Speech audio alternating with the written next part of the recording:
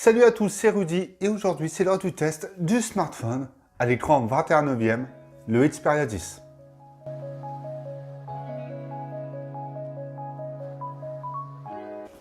Alors j'ai pu tester le Xperia 10 et non le 10 Plus, donc c'est une version un peu plus performante, enfin vraiment ça joue à très peu au niveau des différences. Mais déjà ce smartphone a déjà quelque chose de particulier et c'est son écran puisqu'il est en 21/9. C'est un nouveau format d'écran disponible sur le marché du smartphone et pour le moment, il n'y a que Sony qui le propose.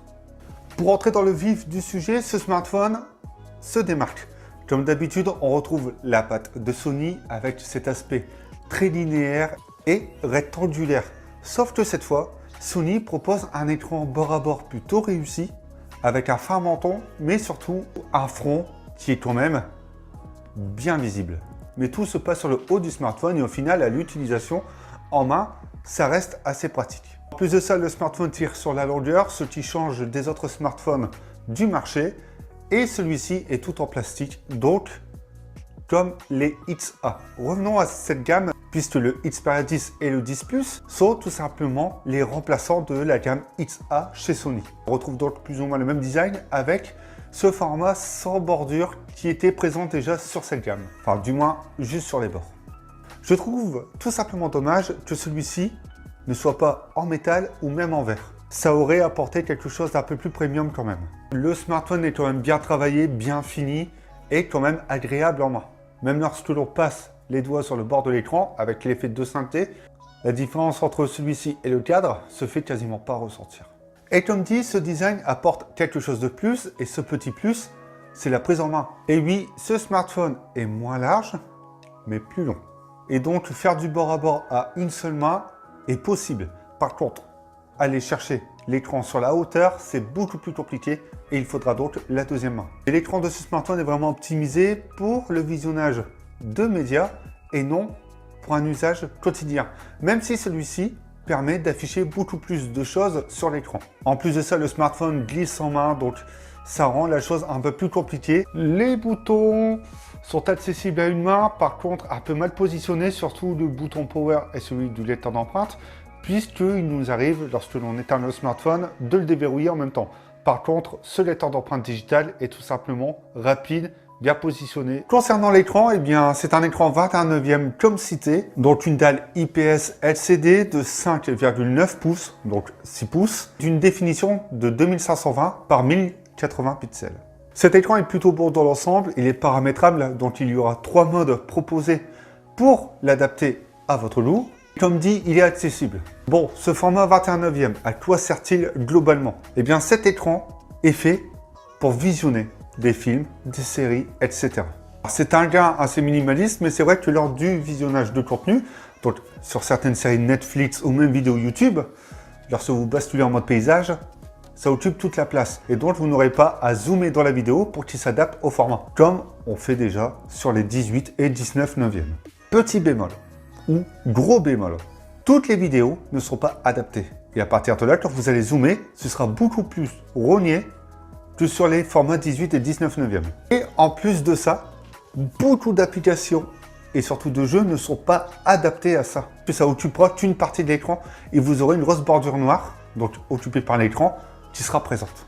Problème de communication entre les développeurs et Sony, ou même que les développeurs ne souhaitent pas développer sur ce format pour le moment, ce qui rend la chose très gênante. Parce que ce n'est pas une ou deux applications, c'est beaucoup d'applications. Mais l'idée proposée par Sony est vraiment bonne. Et on pourrait peut-être retrouver ça sur d'autres smartphones assez prochainement. Et j'ai bien aimé l'expérience. Il est équipé d'un Snapdragon 630, 3 Go de RAM, mais également 64 Go de stockage.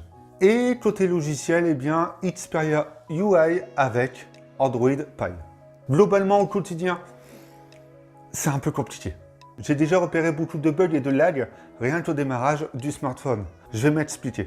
Lorsque vous lancez une application trop rapidement et que le clavier se lance en même temps, il y a des petits clignotements de l'écran. Il faut donc quitter l'application et revenir dessus. Il y a le problème donc des applications non adaptées au format de l'écran et surtout des lags au quotidien, que ce soit dans l'interface, dans les jeux, etc. C'est-à-dire que j'ai l'impression que c'est pas optimisé du tout ou c'est mal optimisé. Je ne sais pas si ça vient d'Xperia UI ou même du processeur ou autre, mais c'est vraiment dommage. Cela dit, au quotidien, tout tourne, il n'y a aucun souci, sauf ces petits lags. Lorsque vous téléchargez une application, etc., ou un fichier, eh bien, si vous utilisez le smartphone en même temps, il y aura des ralentissements ultra visibles. Et vu son positionnement de gamme, je trouve que ça ne devrait pas arriver, ou alors ça devrait arriver, mais pas régulièrement. Je ne dis pas que c'est un mauvais smartphone, je dis juste qu'il y a un petit souci sur l'optimisation. Très clairement. Et on a également ce souci où Xperia UI n'est pas vraiment encore adapté à ce format d'écran. Donc au final, je pense que c'est un tout logiciel qui devrait être revu par Sony ou amélioré, j'espère très prochainement, parce que ce smartphone a quand même un potentiel et quelque chose qui fait qu'il peut se démarquer. Pour l'autonomie, je vais en parler tout de suite, c'est pas mal. Sincèrement, j'étais à 6-7 heures d'écran allumé avec, ce qui est pas mal du tout et dans une bonne moyenne. Donc la batterie de 2870 mAh, et sincèrement, pour une batterie comme celle-ci, il s'en tire pas mal. Il se recharge via un port USB type C. Parlons photo et de ce module double caméra. Premier capteur 13 mégapixels, ouvert à 2.0, et le second 5 mégapixels, ouvert à 2.4. Donc le capteur principal est celui de 13 mégapixels, celui avec lequel vous allez prendre des clichés, et le second 5 mégapixels sert surtout pour l'effet beauté, mais également aller chercher un peu plus de détails. Globalement, c'est bien, mais sans plus. Il suffit de prendre une photo en paysage et en portrait pour voir une différence d'entrée de lumière, une différence de colorimétrie, une différence de détail. Enfin, c'est pas possible. Donc le smartphone s'en tire bien, les couleurs sont parfois trop saturées, c'est un peu trop même, et la gestion de la lumière, la balance des blancs, etc. est complètement aléatoire. Ne vous attendez pas à avoir un smartphone excellent en photo. Donc un peu sur ma faim avec ces capteurs, mais il filme en 4K en 21/9. Et ça peut être intéressant pour ceux qui aiment filmer dans ce format. Ensuite, la qualité vidéo est bonne, même en 1080 60 fps, mais plus vous montez, plus la stabilisation n'est pas bonne, et plus le rendu est bien, mais sans plus. En ce qui concerne le capteur de 8 mégapixels à l'avant, c'est pas mal également. Au final, bon, c'est pas mal pour prendre des selfies, mais le résultat est plus ou moins similaire que le capteur dorsal. Gros avantage, j'ai oublié de le dire, le flou en arrière-plan, vous pouvez le retravailler avant la photo, mais pas après. Alors, en gros, ce que je pense de ce X10, c'est que c'est la gamme XA aboutie. Enfin, Sony a réellement proposé le format qui devait y avoir déjà sur les XA. Un aspect sans peinture plus travaillé, et surtout un écran 21/9 qui se démarque de la concurrence, mais surtout qui propose quand même quelque chose d'intéressant, que ce soit sur la prise en main ou même en visionnage de contenu. Mais tous les médias ne sont pas adaptés, et ça c'est un gros souci. C'est un smartphone que je peux conseiller pour ceux qui souhaitent un grand écran utilisable à une main, déjà sur les 3/4 de l'écran, et surtout qui souhaitent un smartphone qui se démarque un petit peu et rester chez Sony. Il se trouve entre 300 et 350 €, mais je dirais plus son prix aux alentours de 300 que 350. Parce qu'aujourd'hui, c'est vrai que la concurrence est rude, Sony le sait très bien, Sony a essayé de se démarquer, c'est plutôt réussi, mais ce n'est pas encore au point. J'espère que cette vidéo vous a plu, et si c'est le cas, likez, partagez, commentez, vous savez ce que vous avez à faire, et surtout, abonnez-vous en activant la petite cloche pour être prévenu des prochaines vidéos.